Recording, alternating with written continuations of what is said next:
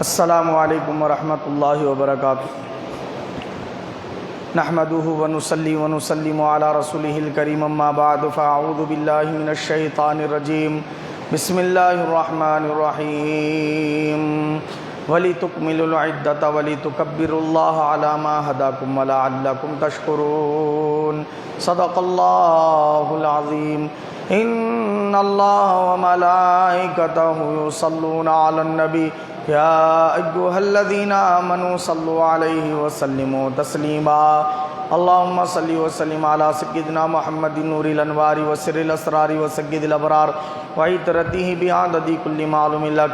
السلام علیک یا نبی اللہ، السلام علیک یا رسول اللہ، السلام علیک یا حبیب اللہ، السلام علیک یا نور اللہ، السلام علیک یا ذکر اللہ، السلام علیک یا خاتم النبیین، السلام علیک یا رحمت للعالمین، صلی اللہ تعالی علیہ وسلم۔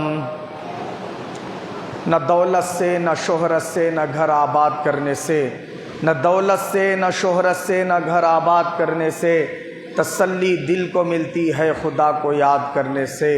اور سب کو اپنا کرنے والے رب کو اپنا کر کے دیکھ، سب تماشے کر کے دیکھا، یہ بھی تماشا کر کے دیکھ۔ عزیزان ملت اسلامیہ، یہ اللہ رب العزت کا بے پناہ فضل و کرم ہے کہ اس نے ہم تمام کو یہ رمضان مبارک کا آخری الوداع جمعہ جو ہے نصیب فرمایا۔ اس کو الوداع جمعہ کیوں کہتے ہیں؟ اس کی وجہ کیا ہے؟ کیا یہ آخری جمعہ اب اس کے بعد کوئی جمعہ ہی نہیں ہے کہ اس کو الوداع جمعہ کہا جا رہا ہے؟ نہیں، ہرگز ایسا نہیں ہے، بلکہ رمضان مبارک میں جو جمعے آتے ہیں وہ ایک جمعہ کی فضیلت یہ ہے کہ ایک جمعہ غیر رمضان کے 70 جمعوں کے برابر اجر اور ثواب رکھتا۔ یعنی آپ غیر رمضان میں 70 جمعے ادا کیے اور رمضان میں ایک جمعہ ادا کرے تو فضیلت میں برابر ہے۔ تو کیا معلوم ہوا؟ پورے سال کے جمعوں کو اگر ملائے تو کتنے جمعے ہو رہے؟ 54 جمعہ ہو رہے، 54 جمعے آ رہے پورے سال میں۔ مگر رمضان مبارک کا ایک جمعہ ایک سال سے بڑھ کے جمعوں پر فضیلت رکھتا ہے، کیونکہ ایک جمعہ 70 جمعوں کے برابر ہے۔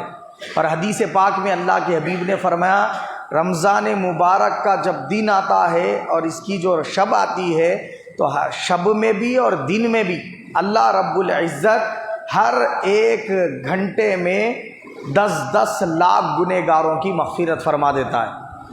اور ایک حدیث پاک میں 1 لاکھ بھی آیا ہے۔ اگر 1 لاکھ بھی بخشے جا رہے ہر سیکنڈ میں، ہر گھنٹے میں، تو آپ اندازہ لگائیے کتنے گنہگار ایک جمعہ میں بخشے جاتے ہیں۔ اور رمضان مبارک کا جو جمعہ ہے، اگر آپ اس میں نماز ادا کرتے ہیں تو غیر رمضان کے 70 جمعوں میں نماز ادا کرنے کے برابر ہے۔ اور رمضان مبارک میں جمعہ کے دن آپ کثرت سے درود پڑھتے ہیں، غیر رمضان کے 70 جمعوں میں درود پڑھنے کا جو ثواب ہے وہ ثواب آپ کو ایک جمعہ میں عطا کیا جاتا۔ تو رمضان مبارک کا ایسی فضیلت کا جو جمعہ ہے وہ جمعہ رمضان کا آخری جمعہ ہے۔ اس کو اس لیے الوداع جمعہ کہا جاتا ہے۔ اس کو الوداع جمعہ کہنے کی اہم وجہ کیا ہے؟ یہ ہے کہ رمضان مبارک کے ایسی فضیلت والے جمعوں میں اب یہ آخری جمعہ ہے۔ اب اس کو پانے کے لیے آپ کو پھر 1 سال انتظار کرنا پڑے گا۔ اب 1 سال تک پھر ایسی فضیلت والا جمعہ آپ کو ہرگز نہیں ملنے والا ہے، اس لیے اس کو الوداع جمعہ کہا گیا۔ قرآن مجید میں اللہ رب العزت نے ارشاد فرمایا، وَلِتُكْمِلُوا الْعِدَّةَ وَلِتُكَبِّرُوا اللَّهَ عَلَى مَا هَدَاكُمْ وَلَعَلَّكُمْ تَشْكُرُونَ۔ فرمایا اللہ پاک نے، جب تم رمضان مبارک کے جو گنتی کے دن ہیں وہ پورے کر لو۔ کیسے؟ روزے رکھتے ہوئے، راتوں میں شب داری کرتے ہوئے، یعنی نماز تراویح کا اہتمام کرتے ہوئے، قیام اللیل اور روزے رکھتے ہوئے جب تم رمضان مبارک کے دنوں کی گنتی پوری کر لو، یعنی چاند رات سے چاند رات تک 29 ہوتے ہیں تو 29، 30 ہوتے ہیں تو 30، یہ گنتی پوری کر چکو تو کیا کرو؟ فرمایا اللہ پاک نے، اللہ تعالیٰ کی تکبیر کہو۔ کیا کہو؟ اللہ اکبر کہو، تکبیر کہنے کا حکم دیا اللہ پاک نے۔ جب یہ گنتی پوری کر دو تو تکبیر کب بولنا؟ وہ عید کے دن بولنا، عید کے دن بولنا۔ اور فرمایا اللہ پاک نے علامہ ہداکم، تاکہ تم ہدایت پر رہو، تاکہ تم کیا رہو؟ صحیح رستے پر رہو۔ اس کے لیے کیا کرو؟ اللہ کی تکبیر بولو، اور کیا کرو؟ وَلَعَلَّكُمْ تَشْكُرُونَ، اور کیا کرو؟ تم اللہ تعالیٰ کے شکر گزار بندے بن جاؤ، اللہ تعالیٰ کے کیا بن جاؤ؟ شکر کرنے والے بندے بن جاؤ۔ یعنی تکبیر کہنا ہے اور کیا کرنا ہے؟ اللہ کا شکر ادا کرنا ہے۔ یہ دونوں چیزوں کی ادائیگی کے لیے اللہ نے ہم کو عید الفطر عطا فرمائی۔ یہ رمضان مبارک میں جو بندے محنتیں کر رہے ہیں، اللہ کی فرما برداری، اس کی اطاعت میں دنوں رات گزار رہے ہیں، وہ بندوں کو اللہ نے اپنا شکر ادا کرنے کے لیے، اپنی تکبیر بیان کرنے کے لیے عید کا دن عطا فرمایا اور عید کی رات عطا فرمائی۔ حدیث پاک میں آتا ہے، اللہ کے حبیب صلی اللہ علیہ وسلم نے فرمایا کہ جو شخص 5 راتوں میں عبادت کا اہتمام کرتا ہے، شب داری کرتا ہے، اللہ کی رضا حاصل کرنے کے لیے اس کی عبادت کرتا ہے، ثواب کی نیت، ثواب پانے کی غرض سے عبادت میں کیا ہے؟ رات گزارتا ہے، 5 راتیں، تو اللہ تعالیٰ کل قیامت کے دن اسے خوف زدہ ہونے سے بچا لے گا اور اسے اپنے عرش کا سایہ عطا فرمائے گا۔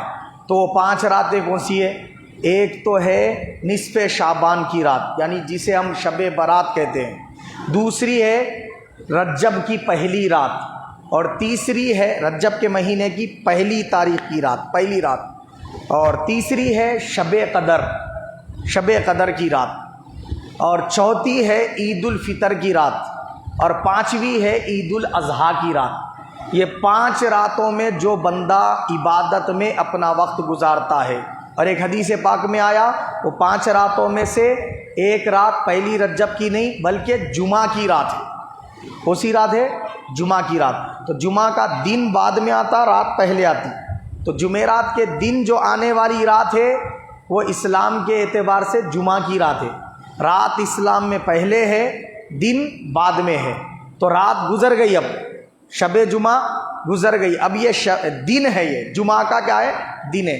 تو اللہ کے حبیب نے فرمایا کہ جو شخص جمعہ کی رات میں عبادت کا اہتمام کرتا ہے، شب برات میں عبادت کا اہتمام کرتا ہے، شب قدر میں عبادت کا اہتمام کرتا ہے، عید الفطر کی رات اور عید الاضحیٰ کی رات عبادت کا اہتمام کرتا ہے، قیامت کے دن اللہ اس کو خوف زدہ ہونے سے بچا لے گا، اپنے عرش کا سایہ عطا فرمائے گا۔ تو کیا کرنا چاہیے؟ ویسے تو رمضان کے تمام راتیں مبارک ہیں، تمام راتیں برکت والی ہیں، ان تمام راتوں میں عبادت کا اہتمام کرنا چاہیے، مگر اللہ کے حبیب نے فرمایا سارے رمضان میں اللہ پاک جتنے مومنین کی مغفرت فرماتا ہے دن و رات میں، سارے رمضان میں جتنی اللہ رحمتیں نازل کرتا ہے، برکتیں نازل فرماتا ہے، جتنے لوگوں کو جہنم سے آزاد فرماتا ہے، جب عید کی رات آتی ہے، عید الفطر کی رات، تو اللہ پاک اس ایک رات میں پورے رمضان بھر میں جتنے بخشے گئے اتنے گناہ گاروں کو اس ایک رات میں بخش دیتا ہے، اتنے جہنمیوں کو اس ایک رات میں آزاد کر دیتا ہے۔ تو وہ رات اگر کوئی بندہ شب قدر کو نہ بھی پا سکے تو عید الفطر کی رات میں عبادت کا اہتمام کرے، تو وہ رات میں عبادت کا اہتمام کرنا اس کے لیے بڑی برکتوں کا حامل ہوگا۔ تو کیا ہے، اس کو غفلت میں نہیں گزارنا چاہیے۔ ہم میں کے کتنے ایسے حضرات ہیں سارا رمضان تو غفلت میں گزار دیے، نہ نماز تراویح پڑھی، نہ روزے رکھے دن میں، بس کاروبار ہی کرتے رہے، اور رمضان کی جو آخری راتیں، خاص طور پر جو عید کی رات ہے، اس رات میں تو سارا رات جاگیں گے، ساری رات جاگیں گے، مگر ساری رات کیسے جاگیں گے؟ شاپنگ کرتے ہوئے جاگیں گے۔ ساری رات کیسے جاگیں گے؟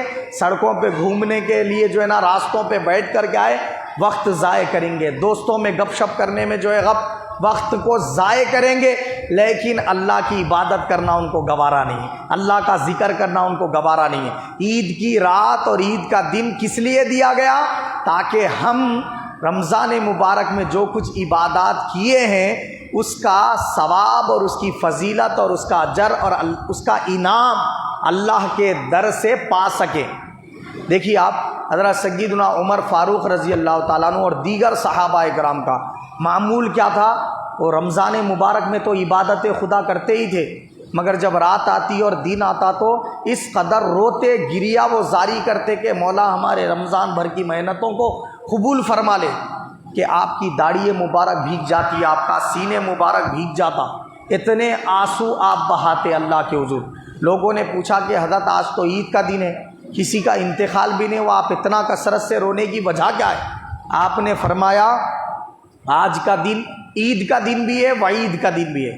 عید کا دن اس کا ہے جس کی اللہ نے روزے، نمازیں اور صدقہ خیرات رمضان میں کی ہوئی محنتوں کو قبول کر لیا، وہ بندہ عید منانے کا حقدار ہے۔ اور جس بندے کی قبول ہی نہیں کی گئی عبادات، اس کے منہ پہ مار دی گئی، وہ بندہ کیا ہے؟ گریا وہ زاری نہ کرے تو کیا کرے بولے؟ روئے پلائے نہیں تو کیا کرے؟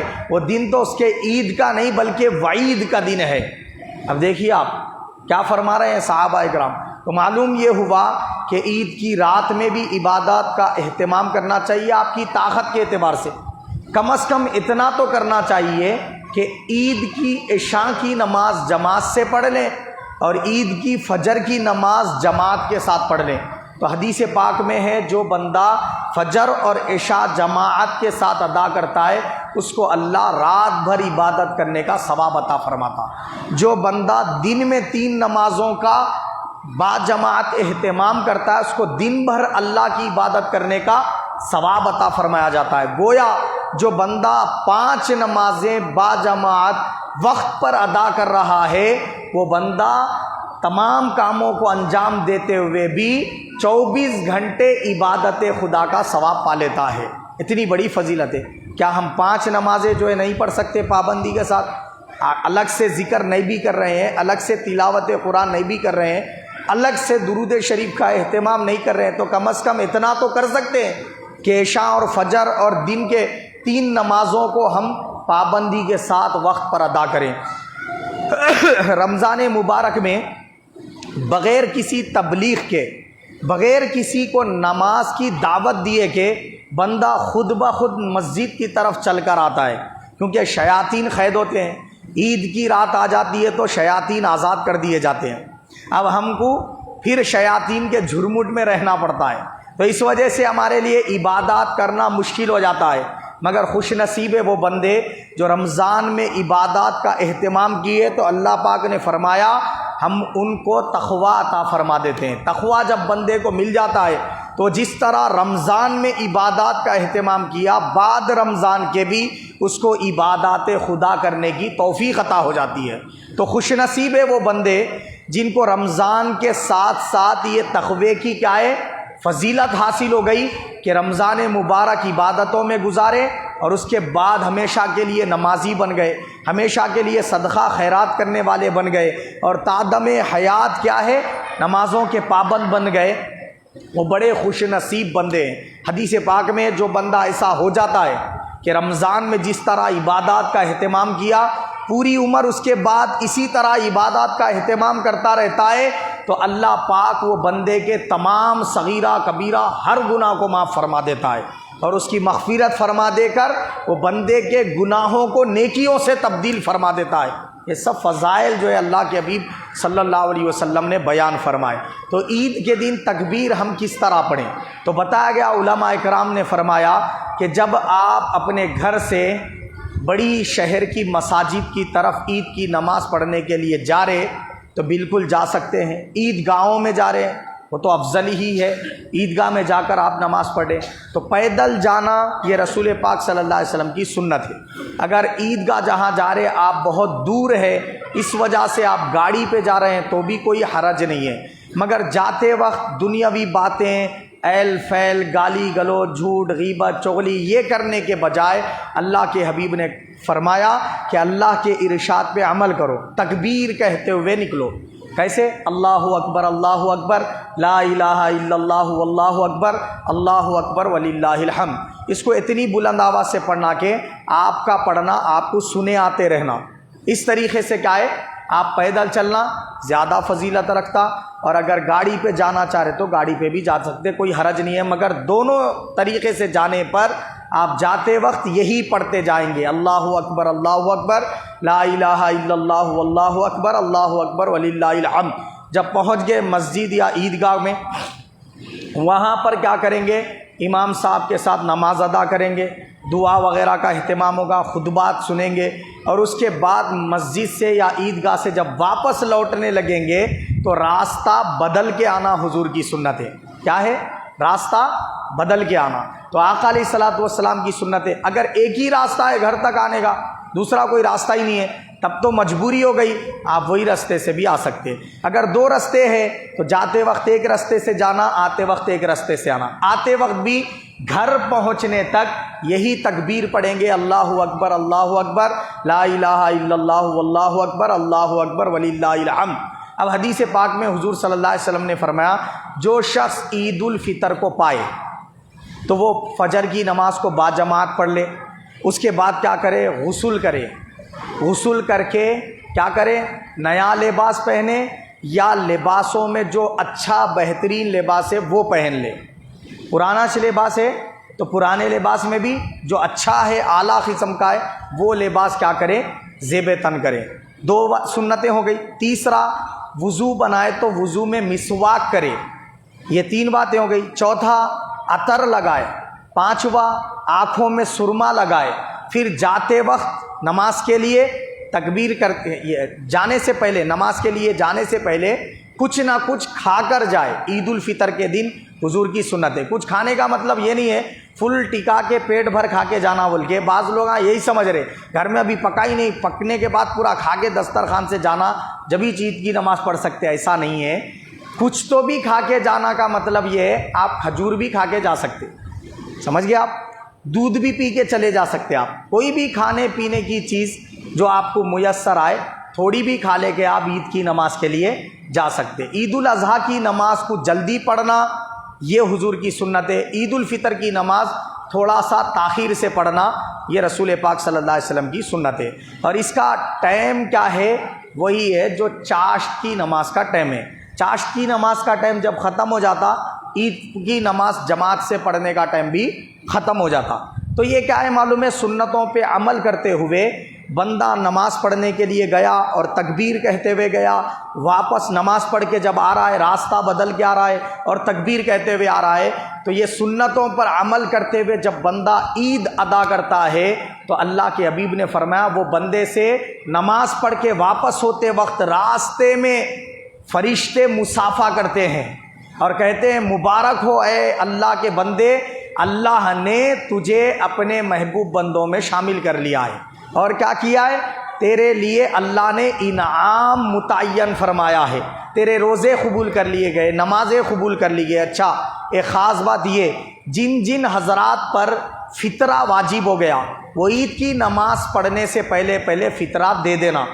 اگر نہیں دیے تو پھر نہ رمضان کے روزے قبول ہوتے، نہ نماز تراویح قبول ہوتی، نہ کوئی عبادت قبول ہوتی۔ یہ اس شخص کے لیے بتا رہا ہوں مسئلہ جس پر فطرہ واجب ہو چکا ہے۔ فطرہ واجب ہونے کے بعد عید کی نماز پڑھنے سے پہلے دے لینا افضل ہے۔ اگر عید کی نماز پڑھ لیے نہیں دیے تھے تو ابھی بھی دے سکتے آپ عید کی نماز کے بعد۔ عید کے دن بھی نہیں دیے، دوسرے دن دینا، تیسرے دن دینا، چوتھے دن دینا، 1 مہینے کے بعد، 2 مہینے کے بعد، جتنا لیٹ کریں گے اتنا گناہ ہوگا، مگر دینا تو ہے۔ اگر پچھلے سال نہیں دیے تھے تو پچھلے سال کے روزے نمازیں اب تک قبول نہیں ہوئے، وہ اسی وقت قبول ہوں گے جب آپ فطرہ ادا کریں گے۔ بات سمجھ گئے نہیں سمجھے؟ 2 سال سے نہیں دیے تھے وہ 2 سال کا دینا ہی دینا، 3 سال سے نہیں دیے تھے 3 سال کا دینا، 4 سال سے نہیں دیے تھے 4 سال کا دینا، نہیں تو پورے نمازیں عبادات کچھ بھی آپ کی قابل قبول ہی نہیں ہوتی۔ یہ سب کیا ہے؟ عید منانے کا طریقہ ہے۔ اچھا، ایک بات اہم وہ یہ کہ اللہ نے آخر زکوٰۃ فرضی کیوں کی؟ اللہ نے آخر فطرہ واجب کیا ہی کیوں؟ یہ اس لیے فرض اور واجب کیا گیا تاکہ ایمان والے بندے ایک دوسرے کے ساتھ آپس میں ہمدردی کا سلوک کریں۔ کیا کریں؟ ایک دوسرے کے ساتھ محبتوں کا سلوک کریں۔ یہ جب دیتے ہیں مالدار حضرات غریبوں کو تو وہ غریبوں کے دل میں ان کے لیے محبت پیدا ہوتی ہے۔ وہ کیا کرتے ہیں؟ امیروں کے لیے دعائیں کرتے ہیں، ان کی دعاؤں کے ذریعے مالدار لوگوں کو فضیلت حاصل ہوتی، اور مالدار لوگوں کے مال کے ذریعے غریبوں کا تعاون اور مدد ہوتی، تو اللہ پاک اگر چاہتا تو سب کو ایک ساتھ مالدار بنا سکتا تھا، مگر کسی کو امیر کسی کو غریب بنا کر اللہ پاک نے ایک دوسرے کا خیال کر لینے کے لیے، ایک دوسرے کے ساتھ محبتوں کا برتاؤ کرنے کے لیے، ایک دوسرے کے ساتھ رحم دلی سے پیش آنے کے لیے زکوٰۃ کو فرض کیا، فطرے کو واجب کیا۔ ایک سوال ایک صاحب نے کیا کہ اگر بیوی حاملہ ہے اور اس کے پیٹ میں بچہ ہے، عید کا دن آ گیا تو اب ڈیلیوری ابھی نہیں ہوئی عید کی نماز سے پہلے، تو کیا وہ پیٹ میں ہے سو بچے کا فطرہ دینا؟ نہیں، اس کا فطرہ دینا واجب نہیں ہے۔ اگر وہ بچہ پیدا ہو گیا عید کی نماز سے پہلے کبھی بھی، تو اس صورت میں آپ کو اس کا فطرہ دینا پڑے گا۔ جو بچے پیدا ہو چکے ان کا فطرہ ہے، جو انتقال کر چکے ان کا بھی فطرہ نہیں ہے، اور جو ماں کے پیٹ میں ہیں تو ان کا بھی فطرہ دینے کی ضرورت نہیں ہے۔ اگر آپ دے لینا چاہ رہے، دے دیے تو کیا ہو رہا بھائی، دے دے تمہیں بولے تو اور زیادہ فضیلت کی بات ہے، اچھی بات ہے۔ اللہ پاک نے یہ فطرہ واجب اس لیے کیا تاکہ جو غریب بندے ہیں ان کے لیے عید کی خوشیاں کرنا آسان ہو جائے، وہ بھی کیا کریں، عید کی خوشیوں میں کیا ہے، عید کی خوشیوں سے مالا مال ہو جائیں۔ اس کے لیے مالدار لوگوں پہ اللہ پاک نے کیا کیا، فطرہ واجب کیا۔ تو عید کے دن آپ کو یہ کام کرنے ہیں، اور نماز جو ہے نا کیا ہے، امام صاحب کے ساتھ ادا کرنی ہے، جماعت کے ساتھ ہی ادا کر سکتے ہیں۔ یہ حنفی مسلک کے اعتبار سے، کیونکہ احناف کے نزدیک عید کی نماز پڑھنا واجب ہے، اور امام شافعی اور امام مالک کے نزدیک عید کی نماز پڑھنا سنت ہے، اور امام احمد بن حنبل کے نزدیک عید کی نماز پڑھنا فرض کفایہ ہے۔ جب ان کے نزدیک فرض کفایہ ہے تو اکیلا شخص بھی اپنی نماز ادا کر سکتا عید کی نماز ان کے نزدیک، اور امام شافعی اور امام مالک کے نزدیک کیا ہے، سنت ہے، تو سنت نماز اکیلے گھر پہ بھی پڑھ سکتے، تو ان کے پاس کیا ہے، جماعت سے پڑھنا ضروری نہیں ہے، بغیر جماعت کے بھی پڑھ سکتے، جماعت کے ساتھ بھی پڑھ سکتے۔ امام اعظم ابو حنیفہ کے نزدیک عید کی نماز پڑھنا واجب ہے۔ تو اب جب مسائل میں بیسیکلی اختلاف ہے تو اس صورت میں ہر کوئی اپنے حساب سے فتویٰ دے گا۔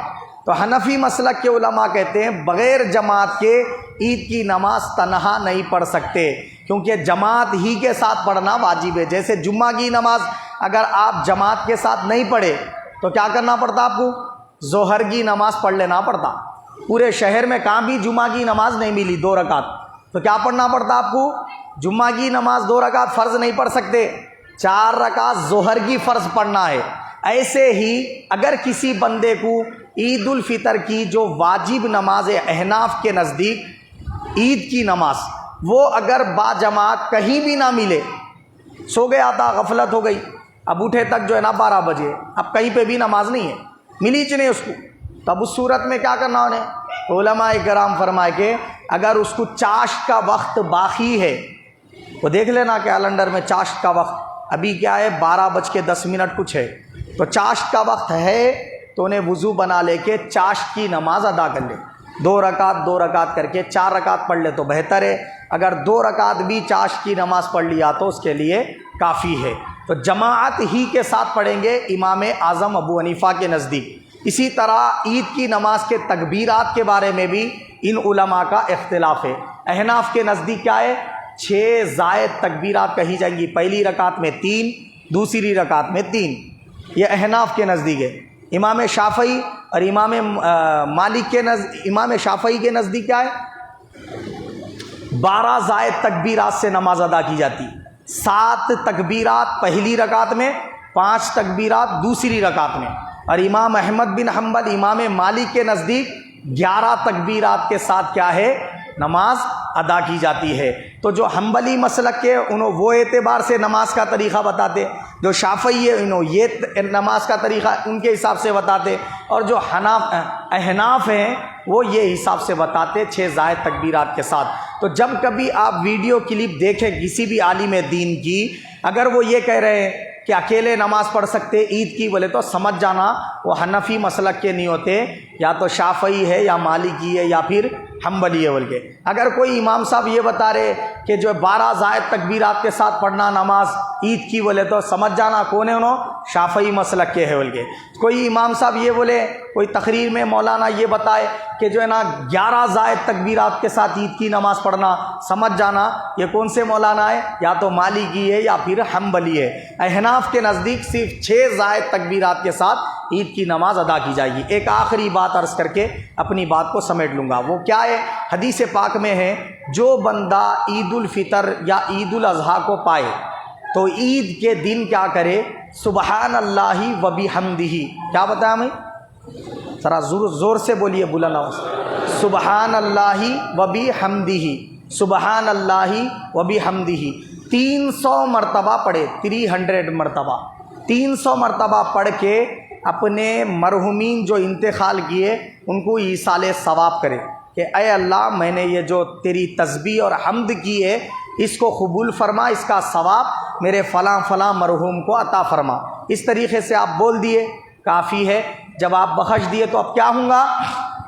حدیث پاک میں حضور نے فرمایا کہ وہ بندے کے جتنے مرحومین کو اس نے ایصال ثواب کیا، وہ مرحومین کے قبروں میں اللہ پاک 1000 نور داخل فرمائے گا اور ان کی مغفرت فرما دے گا۔ اور یہ بندہ جو پڑھنے والا ہے یہ جب انتقال کر کے قبر میں پہنچے گا، اس کی بھی قبر میں اللہ 1000 انوار کو داخل فرمائے گا، یعنی اس کی قبر روشن کر دی جائے گی۔ یہ فضیلت ہے۔ تو عید کے دن کب سے کب تک پڑھ سکتے ہیں آپ؟ عید کی رات میں بھی پڑھ سکتے، کل عید ہے بولے تو آج رات میں، اور صبح میں فجر کے بعد بھی پڑھ سکتے، آپ عصر کی نماز کے بعد بھی پڑھ سکتے، مغرب کی نماز سے پہلے کبھی بھی یہ 300 مرتبہ عید کے دن پڑھ لینا۔ اب بہت سارے حضرات کیا کر رہے ہیں معلوم ہے، 27ویں شب میں قرآن شریف تراویح میں ختم ہوتا، 1.25 پارے سے جو ختم کرنے والے حفاظ ہیں وہ کون سی شب میں ختم کرتے قرآن شریف کو؟ 27ویں شب میں۔ بعض لوگوں کو مغالطہ ہے، کیا مغالطہ ہے؟ 27ویں شب میں قرآن شریف بخشے تو بخشے آتا، نہیں تو بخشے نہیں جاتا ہوں۔ یہ اکثر خواتین کے اندر بہت بیماری ہے، یہ وہ لوگوں کے پاس کیا ہے، مانتے ہی نہیں یہ بات کو، بولے 27 کچھ بخشنا ہے، بولے یا صبح میں نہیں تو دن میں، رات میں نہیں بخشے تو دن میں کر لینا، مغرب سے پہلے قرآن نہیں ختم کرے سالے ختم کر لینا، لے کے بڑھ جاؤ، 10 پارے بھی ہے تو آج ہی ختم کرنا، اب بخش لینا، نہیں تو پھر چانس ختم بولے بخشنے کا۔ یہ جہالت ہے، یہ علماء سے دوری کا نتیجہ ہے، علماء سے نہیں معلوم کرنے نہیں پوچھنے کا کیا ہے، یہ سب اس کی وجہ سے امراض پیدا ہوتے ہیں ایسے۔ تو صحیح یہ ہے آپ پورے سال میں کبھی بھی قرآن شریف ختم کر سکتے، سمجھ رہے آپ؟ شب قدر کے بعد بھی ختم کر سکتے، 29ویں شب میں بھی ختم کر سکتے، عید کے دن بھی آپ ایصال ثواب کر سکتے۔ جب آپ کی قرآن ختم ہوئی اس وقت آپ کیا کر سکتے، اپنے مرحومین کو ثواب پہنچا لے سکتے۔ جس طرح شب قدر میں ایصال ثواب کرے تو ثواب پہنچتا، ویسے ہی بعد میں بھی آپ کبھی بھی ایصال ثواب کرے تو پہنچ جاتا۔ اور ایک بعض حضرات یہ کہتے ہیں کہ ہدیہ نہیں ہوا کسی کا تو بولے قرآن پڑھ سکتا نہیں، انہیں قرآن بخش سکتا نہیں۔ یہ بالکل جہالت والی بات ہے، لوگوں نے اپنی طرف سے بنا لیا ہے۔ صحیح ہے آپ کو صحیح تلفظ کے ساتھ بغیر غلطی کے قرآن شریف اچھا پڑھنے آتا ہے، بالکل آپ اکیلے قرآن شریف کو پڑھ سکتے، اگرچہ کہ ہدیہ نہ ہوا ہو تب بھی آپ پڑھ کے بخش سکتے۔ آپ کے پڑھنے اور بخشنے سے مرحوم کو فائدہ پہنچتا ہے۔ اور ایک بات یہ، بہت سارے حضرات کیا کر رہے، پڑھ لے رہے خود، اب لے کے آ جا رہے کھجور کا ڈبہ، کس کے پاس؟ امام صاحب کے پاس، مودان صاحب کے پاس، مولانا کے پاس۔ میری بات نہیں کر رہا ہوں، سب کی بات کر رہا ہوں میں، میرے پاس بھی آ رہے۔ تو اب کیا ہے معلوم ہے، آپ پڑھے آپ ہی ایصال ثواب کرنا، صحیح طریقہ یہ ہے، کیا کرنا؟ آپ پڑھے آپ ہی ایصال ثواب کرنا۔ تو ایصال ثواب کرنے کے لیے یہ ضروری نہیں ہے کہ آپ جو ہے نا بیٹھ کے کھجور کا ڈبہ لے کے ہاتھ اٹھا کے دعا کرے تو ثواب پہنچتا، بلکہ یہ کر لیے تو ہمارے دل کی تسلی کے لیے، ایسا نہیں کر کے آپ خالی دل میں ارادہ کر لیے میں یہ قرآن پڑھا، اس کا ثواب سرکار تمام انبیاء، تمام صحابہ، تمام اولیاء اور خاص طور پہ میرے فلاں فلاں مرحوم کو پہنچ جائے، بس دل میں ارادہ کرتے ہی وہ ثواب پہنچ جاتا۔ بات سمجھیے آپ، منہ سے نہیں بھی بولے تب بھی ثواب پہنچ جاتا۔ اچھا کھجور کا ڈبہ لائے تو ہوتی بولے فاتحہ، نہیں تو نہیں ہوتی، یہ بھی غلط بات ہے۔ آپ کھجور لا کے بھی کر سکتے، کھجور میسر نہیں ہے، شکر لا کے کر سکتے، شکر میسر نہیں ہے، مٹھائی لا کے کر سکتے، مٹھائی وغیرہ کچھ بھی نہیں ہے، آپ پڑھ لیے خالی ایسا بھی ایصال ثواب کر سکتے آپ کہ اے اللہ میں نے قرآن شریف مکمل پڑھا ہے، اس کا ثواب فلاں فلاں میرے مرحومین کو پہنچا دے، ہو گیا۔ یہ کوئی مشکل کام نہیں ہے، اگر آپ کرے تو زیادہ فضیلت ہے۔ آپ خود اپنے مرحومین کے لیے دعائیں کرنا، کیونکہ آپ جس درد سے اللہ کے حضور دعا کر سکتے اور آپ کی دعا سے جو مرحوم کو فائدہ ہو سکتا، وہ کسی مولانا کی یا کسی امام صاحب کی دعا سے نہیں ہوتا، سمجھ رہے آپ؟ اسی لیے حضور نے فرمایا کہ جو مرنے والا شخص ہے اس کی نماز جنازہ کون پڑھائے؟ فلاں مولانا پڑھائے، فلاں علیم صاحب پڑھائے؟ نہیں بولے سرکار، حضور نے کیا فرمایا معلوم؟ اس کے خاندان میں جو سب سے زیادہ مرحوم کے قریب تھا انہیں پڑھائے۔ کیوں بولے ایسا؟ اس لیے فرمائے کیونکہ انہیں جو دل میں اس کے جانے کا غم رکھتا نا، جو درد رکھتا انہیں، جو تڑپ سے آنسو بہا کے دعا کر سکتا، اس کے لیے وہ کوئی دوسرا نہیں کر سکتا، اس لیے اللہ کے حبیب نے ایسا فرمایا۔ تو معلوم کیا ہوا؟ مرحوم کے لیے اس کے اپنے عزیز و اقارب دعا کرے تو جو فائدہ ہوتا وہ کسی دوسرے کی دعا سے اتنا فائدہ نہیں ہوتا۔ تو آپ خود اپنے مرحومین کے لیے دعا کریں۔ آپ نہیں کرے تو اب نہیں کرے تو کب کریں گے؟ بولیے آپ مرحوم کے لیے اگر آپ اب نہیں کریں گے دعائیں تو پھر کب کریں گے؟ کب سیکھیں گے؟ بولے میرے کو دعا کرنا ہی نہیں آتا، بولے دعا کرنا نہیں آتا، سیکھیں گے کب؟ کرتے کرتے دعا کرنا آتا۔ تو یہ چیزوں کو آپ کے لیے بھی سیکھنا لازم اور ضروری ہے۔ ان تمام غلط فہمیوں کو اپنے ذہن سے دور کر دیں۔ اللہ پاک مجھے اور آپ سب کو حق قبول کرنے، اس پر عمل کرنے کی توفیق عطا فرمائے۔ ہم سب کا خاتمہ بالخیر فرمائے، آمین ثم آمین۔ وما علینا الا البلاغ۔